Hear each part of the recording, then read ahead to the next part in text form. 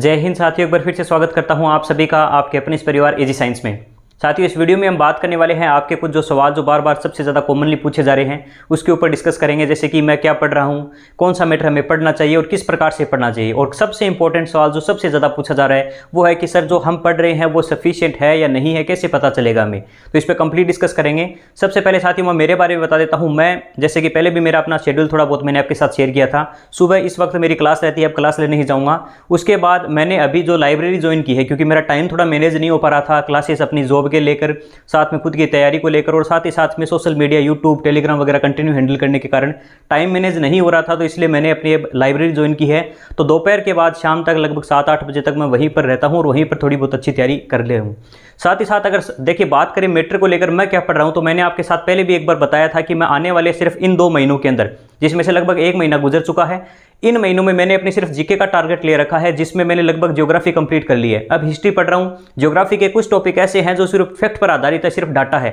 जैसे जनसंख्या वाले, वो मैं थोड़ा सा देख रहा हूँ कि बाद में अच्छे से इनको फिर से तैयार करेंगे। लेकिन अभी सिर्फ जो समझने वाले टॉपिक है, अवस्थी विस्तार है, अपवाह तंत्र वाला है, भौतिक प्रदेश वगैरह है, जलवायु, जो कुछ इंपॉर्टेंट समझने वाले टॉपिक है उनको काफ़ी अच्छे तरीके से समझा है। कौन सी जगह से पढ़ा है, तो मैंने आपसे कहा भी था, उत्कर्ष का मेरे पास लास्ट अच्छा एक कोर्स था SST का, उसमें मधुसूदन सर है अपने,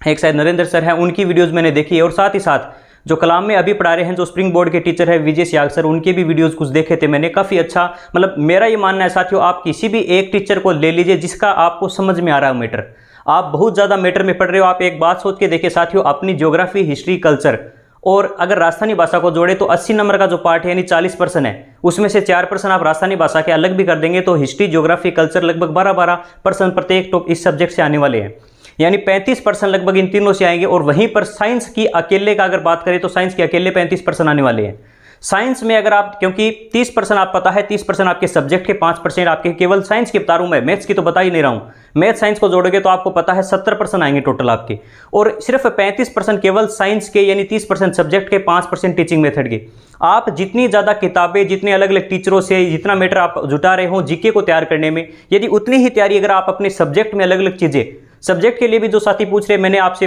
कई बार कहा है साथियों कि 6 से लेकर 10 तक की आप NCERT तो आपको 100% पढ़नी ही है। इसके साथ साथ मैं तो सजेस्ट करूंगा RBSC की जो किताबें चल रही थी उसमें भी काफ़ी अच्छा मैटर है।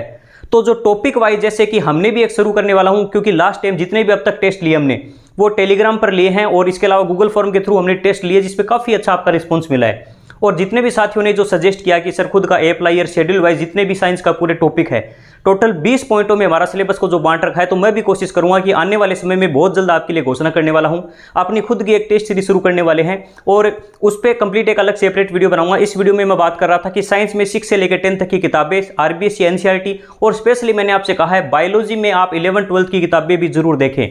आपने पिछले ही रीट में देख लिया होगा कि जहां पर भी पर्सन बायोलॉजी के स्पेशली आ रहे हैं, मैंने फिर लास्ट टाइम भी कहा था, इस बार भी कह रहा हूं, बायोलॉजी में जो भी टॉपिक आपके, जैसे वो तंत्रों से संबंधित हो या रोग से संबंधित हो या अलग जो भी टॉपिक आपके बायोलॉजी से रिलेटेड है, क्योंकि फिजिक्स, केमिस्ट्री 11-12 में थोड़ा सा अलग हो जाती है आपकी, ये टॉपिक है वो थोड़ा सा अलग वहां पर आते हैं। इसलिए आप अगर 6 से लेकर 10 तक आप यहां पर फिजिक्स, केमिस्ट्री कंप्लीट करते हो और बायो 12 तक करते हो तो आपको कहीं दिक्कत नहीं होगी। इसके अलावा चाहो तो आप कोई लक्ष्य की या कोई भी एक अच्छी गाइड है, अभी मार्केट में आई नहीं है, थोड़ा सा वेट कर लीजिए, आप कोई होगी तो मैं आपको सजेस्ट कर दूंगा। हाँ, जीके के लिए मैं आपको ये जरूर सजेस्ट करूंगा, ये बुक मैं एक लेकर आया हूँ।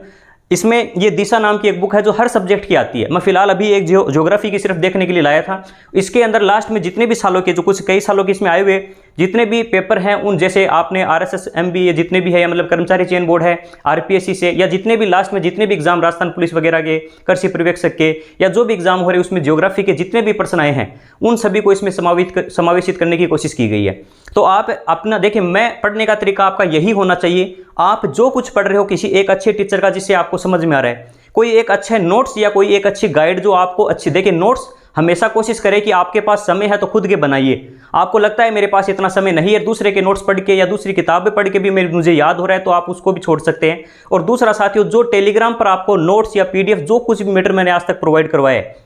अगर आप उसको पढ़ने के बाद, जैसे अब कुछ कोचिंगों के ऐसे नोट्स मैंने प्रोवाइड कराए जो RS की तैयारी करवाते हैं, अब आप उन नोट्सों को देख के भी ये कहते हो सिर्फ सफिशिएंट है या नहीं। सफिशिएंट जैसा कंपटीशन में कोई वर्ड नहीं होता साथियों। सफिशिएंट सिर्फ यही है कि आप किसी भी टॉपिक को एक अच्छे टीचर से आप समझ सकते हैं, पहली बार है, या किताबों से जीके तो ऐसा कि किताबों से भी डायरेक्ट पढ़ना चाहो तो पढ़ सकते हैं। उसके बाद आप लास्ट ईयर में आए हुए प्रश्नों को या जितने ज़्यादा प्रश्न या टेस्ट सीरीज वगैरह से आप अपनी आप की परख करते हैं कि हाँ मैंने जो पढ़ा है वो सफिशिएंट है या नहीं है, तभी पता चलता है जब आप ऑब्जेक्टिव प्रश्नों को सोल्व करोगे।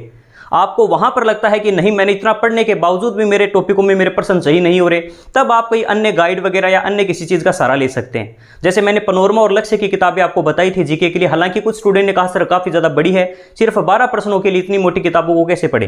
तो साथियों यही है कि अगर आपको ये मानना है कि आपका सफिशिएंट मैटर है या नहीं है, तो आपको लास्ट ईयर के जितने भी अलग अलग एग्जामों में आए हुए प्रश्न हैं उनको सोल्व करके देखना होगा। और साइंस के लिए भी मैं पूरी कोशिश करूंगा कि प्रत्येक टॉपिकों से इतने अच्छे शानदार प्रश्नों को एक समावित करके, जिस प्रकार से हमने एक टेस्ट सीरीज चलाई थी जिसमें मात्र 10 प्रश्नों में मैं पूरे टॉपिक को कंबाइन करने की कोशिश करता था, वैसे ही अब लगभग 30 से 40 प्रश्न प्रत्येक टॉपिक से हम लेंगे और शेड्यूल वाइज हर टॉपिक के लिए आपको 2 से 3 दिन का समय मिलेगा। और हम कोशिश करेंगे कि पूरी साइंस का एक जो निचोड़ है विभिन्न प्रश्नों को जो डायरेक्टली इनडायरेक्टली आपको मेन एग्जाम में देखने को भी मिलेंगे, उसकी टेस्ट सीरीज की घोषणा भी बहुत जल्दी मैं आपके लिए कर दूंगा। इसलिए साथियों इस वीडियो में इतना ही कहना चाहता हूं कि जो कुछ आप पढ़ रहे हो किसी भी टीचर से, अगर आपको उनका समझ में आ रहा है तो उससे पढ़िए, आप किसी दूसरा को मत देखिए आप कि वो उनसे पढ़ रहा है, वो ये किताब पढ़ रहा है, उससे कोई फर्क नहीं पड़ने वाला। आपको जिनका समझ में आ रहा है, जो नोट्स आपने खुद बनाए हैं या जो नोट्स आप पढ़ रहे हैं, वो नोट्स पढ़ के आप ऑब्जेक्टिव प्रश्न प्रत्येक टॉपिक वाइज करने की साथ साथ में कोशिश कीजिए। और हो सके तो किसी एक अच्छे टीचर की, देखिए जीके को लेकर या मैथ्स की टेस्ट सीरीज वगैरह को अभी मैं आपको नहीं कह सकता, कुछ एक्सपर्ट से मैं बात कर रहा हूं क्योंकि जीके का मुझे अभी इतना नॉलेज नहीं है।